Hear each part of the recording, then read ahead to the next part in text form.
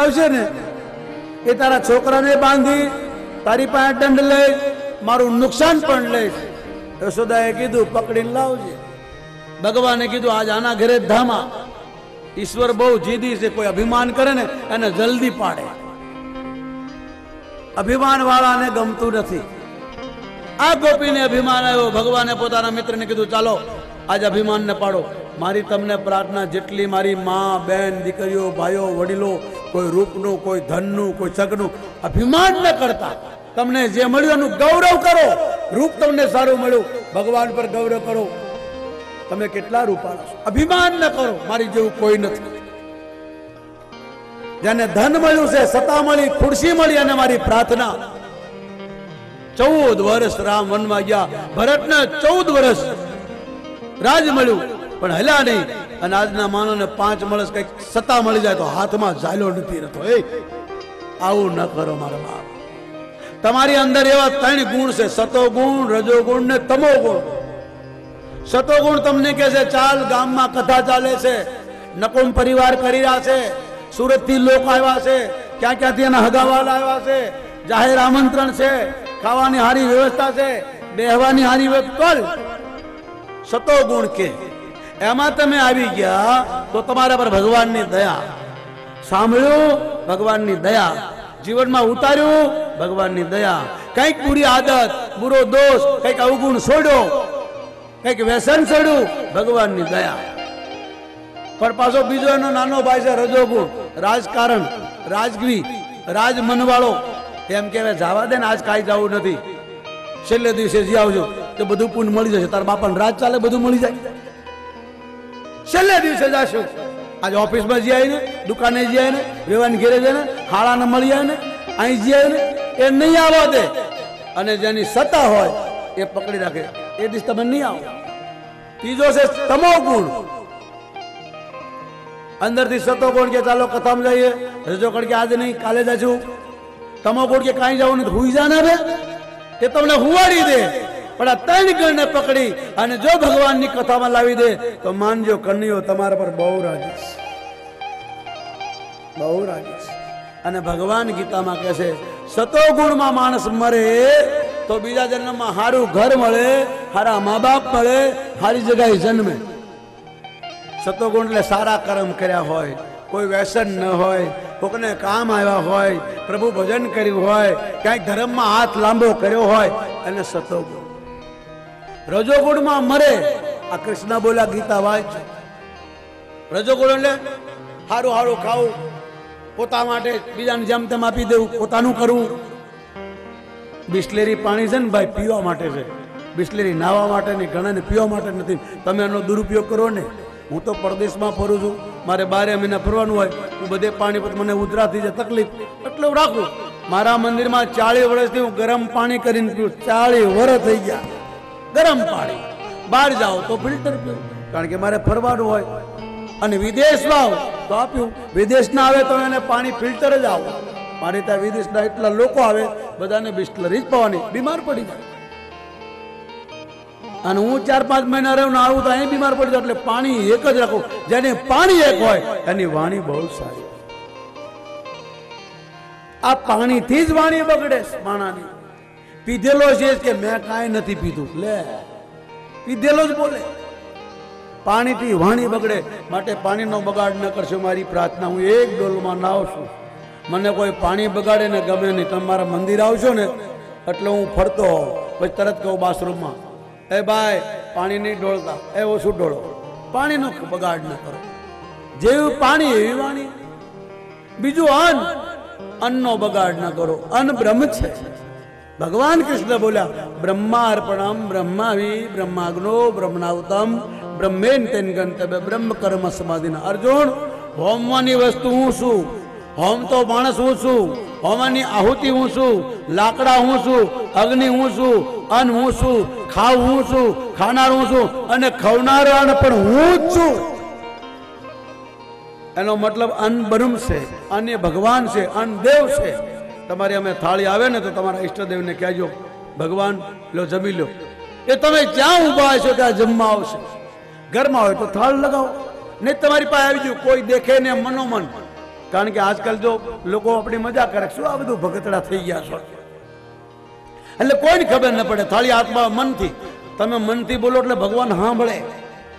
સાંભળે કહેવાનો પ્રભુ આ પ્રસાદ છે, તમે જમો એટલે હું જમું, આમ કહીને જમો એટલે પ્રસાદ થઈ ગયો. ભગવાન કહે છે જે કોઈ મને અર્પણ કરીને ખાય એ અમૃત ખાય છે, અને જે પોતાના માટે રાંધે અર્જુન એ પાપ ખાય છે. આવું ગીતામાં લખ્યું છે. માટે તમારા ઘરમાં જે કંઈ બને ભગવાનને અર્પણ કરો. ઠીક છે, ભગવાનને થાળ લગાવો, તમારા ઘરમાં મંદિર ન લગાવો, તમારી પાસે થાળ આવે તો મનોમન હાથ જોડો. કોઈ ન હોય તમે ઘરમાં જો તો હાથ જોડો. પબ્લિકની વચમાં, સમાજની વચમાં તો મનથી કહો પ્રભુ લો જમો, પછી જમો, પ્રસાદ થઈ જાય. અન્ન બગાડો તો મન બગડે. અન્ન એવું મન, આજનો માણસ ગમે ત્યાં મળે, ગમે ત્યાં આપનું હોય, ગમે તેવું હોય, જ્યાં ત્યાં જે તે તમે ખાવા લાગ્યો, એટલે ગમે એટલી ધર્મની વાતો કરો, આને અસર નહીં પડે. હા, બેસે જોથી શાંતિ મળશે, હખણો બેસે. ભગવાનની કથા એવી છે કે તમે જ્યાં સુધી બેહો તો તમને શાંતિ મળે. બધા વિચારો બહાર ઉભા છે.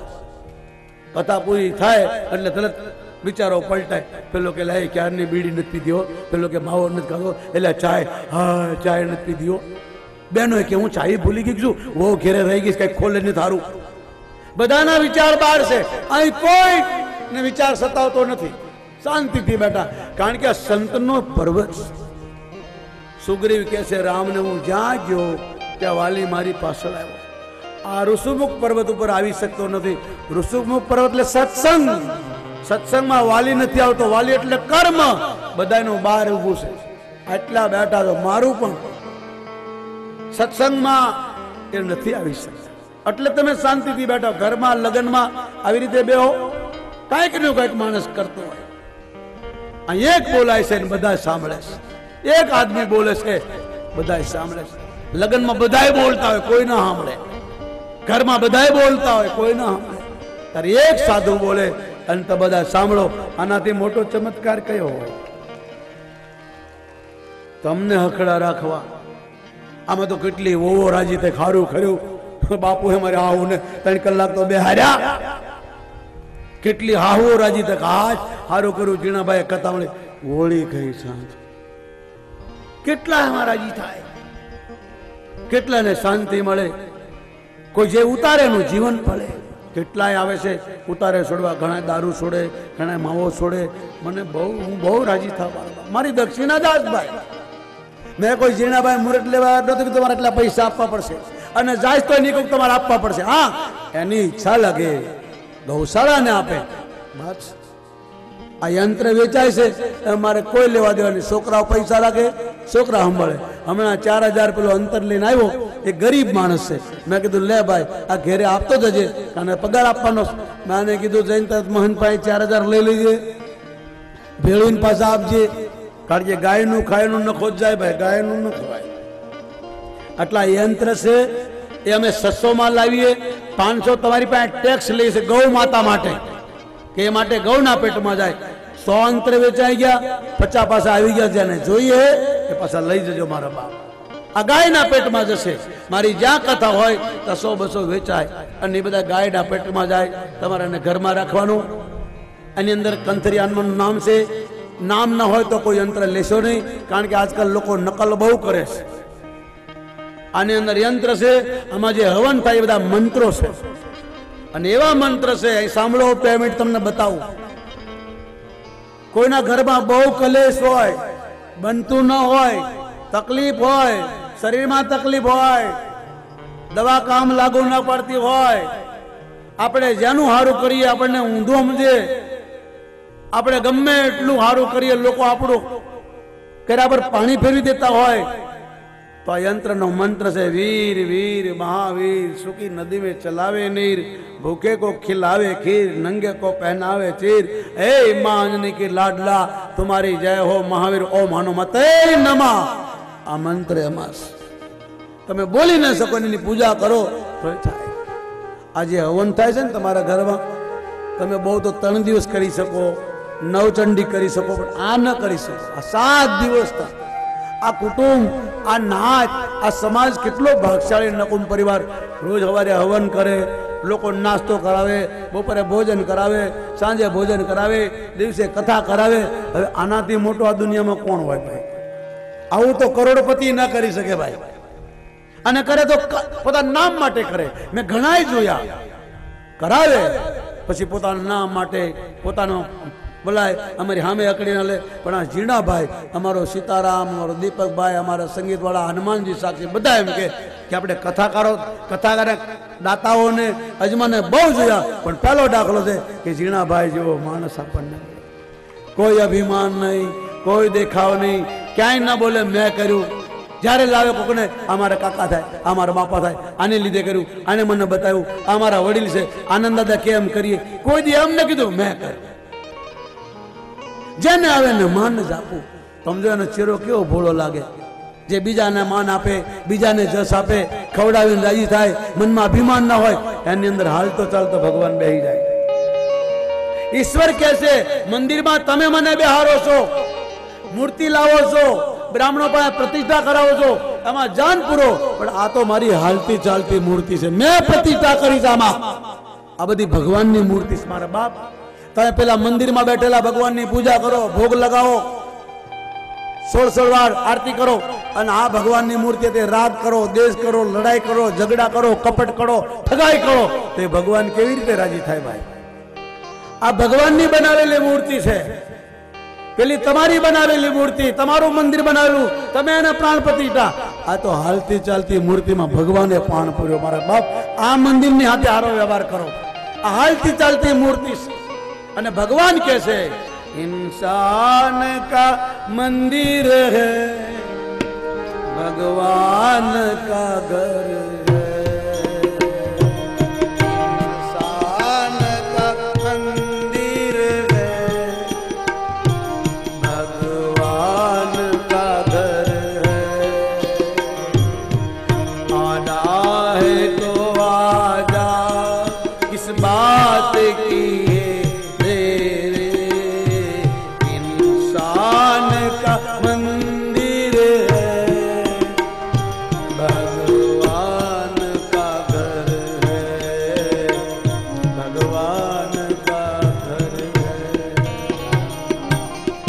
તમારું મારું આ હૃદય એ ભગવાનનું ઘર છે.